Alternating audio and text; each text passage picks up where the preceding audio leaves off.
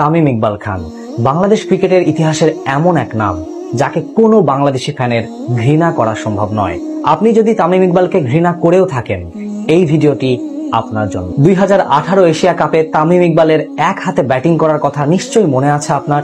দলের বিপদের সময় ভাঙা আঙুল নিয়ে তামিম ইকবাল এক হাতে ব্যাট করার মতো যে বিধ্বংসী সাহসিকতা দেখিয়েছিলেন, তা পৃথিবীর আর কোনো দেশের কোনো ব্যাটসম্যান দেখাবেন কিনা সন্দেহ।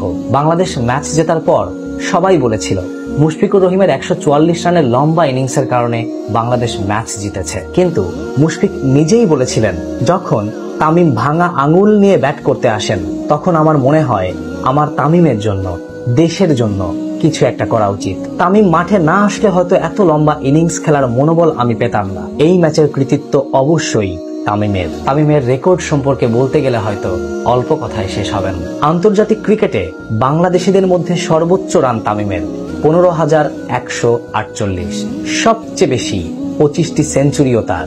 50-র তালিকায় আছে 94টি ইনিংস। আর ওয়ানডে ক্রিকেটে 8,000 রানের মাইল ফলক ছোঁয়া একমাত্র ব্যাটসম্যান তামিম ইকবাল খান।